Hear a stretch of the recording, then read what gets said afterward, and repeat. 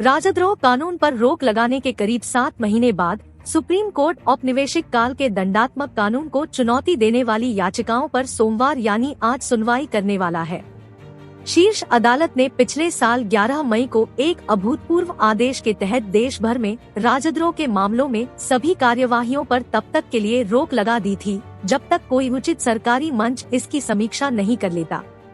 शीर्ष अदालत ने केंद्र और राज्य सरकारों को आजादी के पहले के इस कानून के तहत कोई नया केस दर्ज नहीं करने के निर्देश भी दिए थे। प्रधान न्यायाधीश DY चंद्रचूड़ और न्यायमूर्ति PS नरसिम्हा की पीठ ने कानून के खिलाफ एडिटर्स गिल्ड ऑफ इंडिया की तरफ से दायर याचिका सहित 12 याचिकाओं पर सुनवाई के लिए सूचीबद्ध किया है। भारतीय दंड संहिता की धारा 124A राजद्रोह के तहत अधिकतम सजा उम्र कैद का प्रावधान है।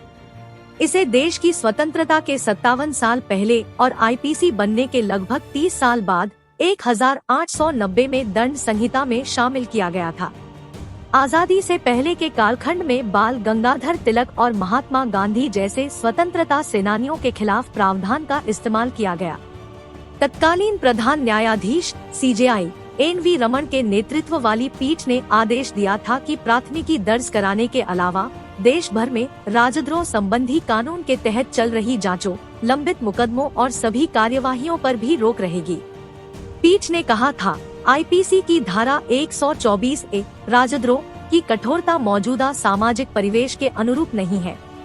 बेंच ने कहा था, हम अपेक्षा करते हैं कि इस प्रावधान का परीक्षण पूरा होने तक सरकारों द्वारा कानून के उक्त प्रावधान का उपयोग जारी नहीं रखना उचित होगा। शीर्ष अदालत ने कहा था कि किसी प्रभावित पक्ष को संबंधित अदालतों में जाने की स्वतंत्रता है और अदालतों से अनुरोध है कि मौजूदा आदेश पर विचार करते हुए राहत की अर्जियों पर विचार करें। कोर्ट ने कहा था, IPC की धारा 124A के तहत तय आरोपों के संबंध में सभी लंबित मुकदमों, अपीलों और कार्यवाहियों पर रोक रहेगी। अन्य धाराओं के संबंध में निर्णय लिया जा सकता है यदि अदालतों की राय है कि आरोपी के साथ पक्षपात नहीं होगा।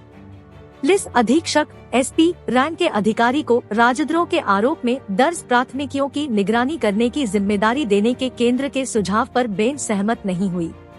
राष्ट्रीय अपराध रिकॉर्ड ब्यूरो NCRB के आंकड़ों के अनुसार देश में 2015 से 2020 के बीच राजद्रोह के 356 मामले दर्ज किए गए और 548 लोगों को गिरफ्तार किया गया। हालांकि 6 साल की इस अवधि में राजद्रोह के 7 मामलों में गिरफ्तार केवल 12 लोगों को दोषी करार दिया गया। शीर्ष अदालत ने 1962 में राजद्रोह कानून की वैधता को बरकरार रखा था और इसका दायरा सीमित करने का प्रयास किया था ताकि इसका दुरुपयोग नहीं हो।